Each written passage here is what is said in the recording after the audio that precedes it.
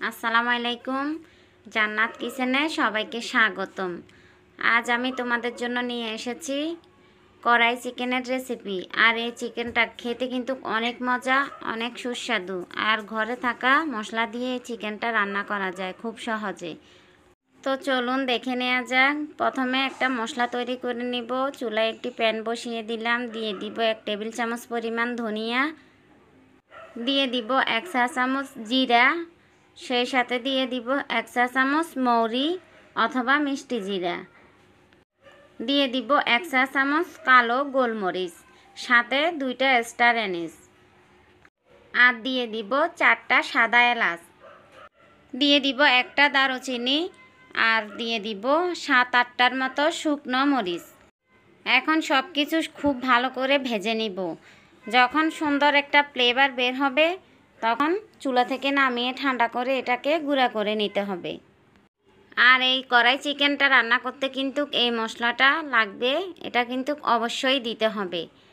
তার এই মশলাগুলো কিন্তু আমাদের বাসায় কম আর বেশি সবাইরে থাকে।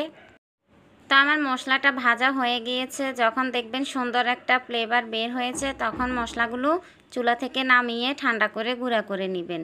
তার আমি এখানে নিয়ে নিয়েছি 2টা টমেটো আর একটার মতো ক্যাপসিকাম। আমি লাল ক্যাপসিকাম আর সবুজ ক্যাপসিকাম নিয়েছি, আর নিয়েছি 5-6টা পেঁয়াজগুলোকে আমি পাপড়ি করে নিয়েছি। নিয়েছি 7-8টা কাঁচামরিচ। আমি এই সবজিগুলো নিয়েছি। আপনারা চাইলে মিষ্টি কাঁচামরিচ আছে বাজারে মোটা মোটা, ওগুলোও নিতে পারেন। আর এই মশলাগুলোকে কিন্তু আমি গুঁড়া করে নিয়েছি। এখন চলে যাব রান্নায়। তো চুলায় একটি কড়াই বসিয়ে দিয়েছি, কড়াইতে তেল দিয়ে দিলাম। এখানে তেলের পরিমাণটা একটু বেশিই লাগে। এখন দিয়ে দিব 1 কেজি পরিমাণ চিকেন। আমি চিকেনগুলোকে ভালো করে ধুয়ে পানি ঝরিয়ে নিয়েছি। এখন চিকেনগুলোকে তেলের মধ্যে দিয়ে দিব। চিকেন দিয়ে কিছুক্ষণ ভালো করে ভেজে নিব। তেলটা হালকা গরম থাকা অবস্থায় দিতে হবে। বেশি গরম হয়ে গেলে চিকেনগুলো যখন দিবেন তখন ফুটে উঠবে, হাতে পড়বে। এখন এই চিকেনগুলোকে দিয়ে আমি কিছুক্ষণ ভেজে নিব তেলের মধ্যে। চিকেনগুলোকে কিছুক্ষণ ভেজে নেওয়ার পর এখন দিয়ে দিব টমেটোগুলো আগে থেকেই দিতে হবে, তাহলে ভালো করে সেদ্ধ হয়ে যাবে। আর সেই সাথে কিন্তু দিয়ে দিতে হবে লবণটা স্বাদ মতো দিয়ে দিব। দিয়ে এটাকে ঢাকনা দিয়ে ঢেকে কিছুক্ষণ রান্না করে নিব।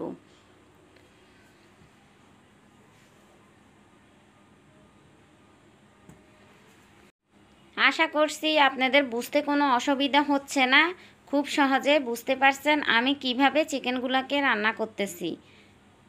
আর এই চিকেনটা রান্না করতে বেশি সময় লাগে না, খুব তাড়াতাড়ি হয়ে যায়। এখন ঢাকনা দিয়ে ঢেকে চিকেনটাকে আমি কিছুক্ষণ রান্না করে নিব। প্রায় 7-8 মিনিটের মতো রান্না করে নিব। 7-8 মিনিট পর আমি ঢাকনাটা উঠে চিকেনটা নেড়ে চেড়ে দিব। দেখেন চিকেন থেকে অনেকটা পানি বের হয়ে গেছে, আর এই পানি দিয়ে চিকেনটা রান্না হয়ে যাবে। এক্সট্রা কোনো পানি দেওয়ার দরকার নাই।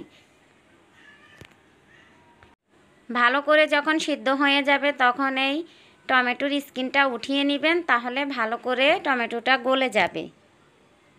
তা আমি টমেটোর স্কিনগুলো উঠিয়ে নিলাম। টমেটোটা একটু ভেঙে দিব। এখন দিয়ে দিব 2 টেবিল চামচ পরিমাণ আদা রসুন বাটা। আমি আদা রসুনগুলো একসাথে বেটে নিয়েছি, আপনারা চাইলে আলাদা আলাদাও দিতে পারেন। সেই পর্যায়ে 1 টেবিল চামচ আদা বাটা, 1 টেবিল চামচ রসুন বাটা দিতে হবে। তা এখন মাংসের সাথে আমি আদা রসুনটাকে মিক্স করে নিব।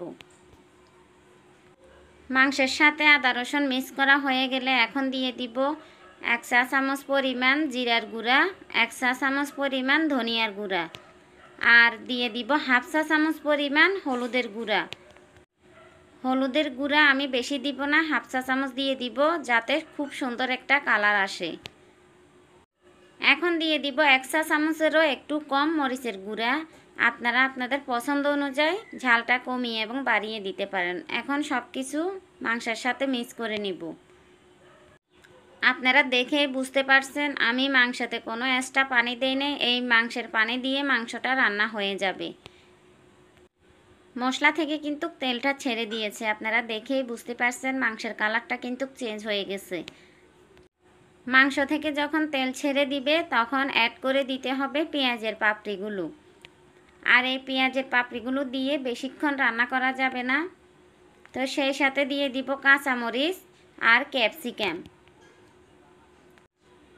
এখন এই সবজিগুলোকে আমি মাংসের সাথে মিক্স করে নিব, আর মিক্স করে আমি 3-4 মিনিটের মতো রান্না করে নিব, বেশিক্ষণ রান্না করব না।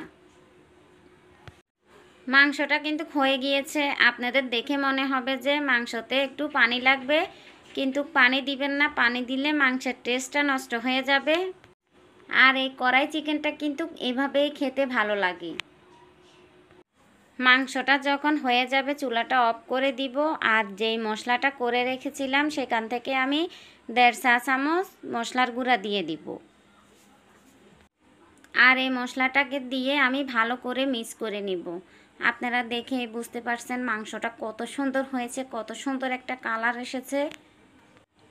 এখন একটু সৌন্দর্যের জন্য আমি আদা কুচি ছিটিয়ে দিব, আপনারা চাইলে এটা নাও দিতে পারেন, এমনিতেও খেতে পারেন।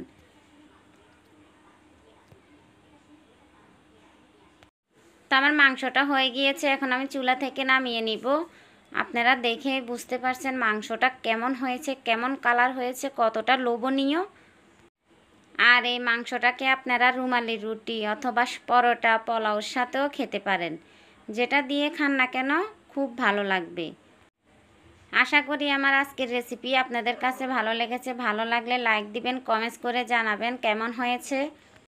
আর আমি এই মাংসটা রান্না করেছিলাম আমার ছেলের স্কুলের টিচার এসেছিল, টিচারদের জন্য।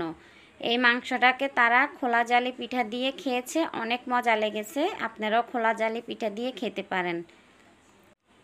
আপনারাও বাসায় এভাবে ট্রাই করে খেয়ে দেখবেন কেমন হয়েছে, আমাকে কমেন্টস করে জানাবেন। আশা করি আপনাদের কাছেও ভালো লাগবে। তো সবাই ভালো থাকেন, সুস্থ থাকেন। আজ এই পর্যন্ত, আবারও ফিরে আসবো অন্য কোনো দিন অন্য একটি নতুন রেসিপি নিয়ে। আল্লাহ হাফেজ।